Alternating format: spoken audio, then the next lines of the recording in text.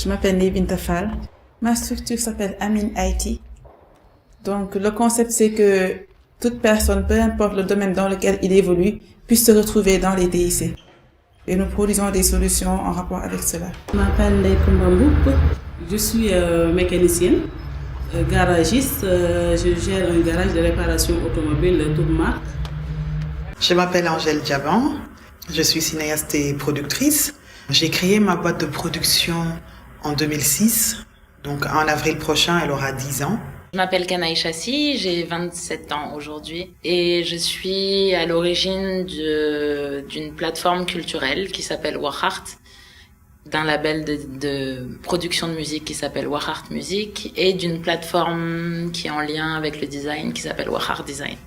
La principale difficulté, c'est la peur que l'on ressent lorsqu'on décide de créer son entreprise. Et à cela s'ajoutent les gens qui vont te dire que ton rêve ne peut peut-être pas se réaliser. Et trouver la force de se lancer, en fait, c'est pas évident. Caroninka, ma société de production, s'est retrouvée à produire des films de femmes sur des sujets de femmes. Aujourd'hui, je travaille avec des hommes, mais ça reste quand même un peu comme une société de production portée par des femmes, avec des femmes, pour les femmes. Et je me suis dit que c'est le moment d'ouvrir un garage, de aussi montrer aux jeunes filles que la mécanique aussi était un métier que les femmes peuvent vraiment exercer.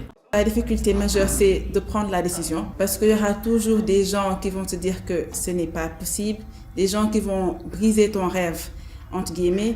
Et si tu n'es pas forte, si tu n'es pas déterminée, tu vas les suivre. Une femme entrepreneur, c'est quelqu'un qui a eu une idée, qui a eu envie de développer cette idée, ce concept. Je pense qu'une femme entrepreneur, c'est aussi quelqu'un qui est très dynamique et très déterminée et très forte. Parce qu'il faut être une femme forte, je pense, pour pouvoir évoluer dans le milieu entrepreneurial au Sénégal particulièrement, mais je pense que c'est valable partout dans le monde. Et donc voilà, il faut avoir, pour moi, cette hargne de faire bouger les choses et d'avoir envie de les changer ou en tout cas d'apporter une amélioration.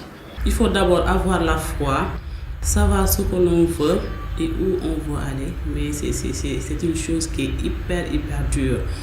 Dans 10 ans, je vois Amin IT en dehors du Sénégal. Que Amin IT offre des services qui sont utilisés par d'autres personnes que des Sénégalais.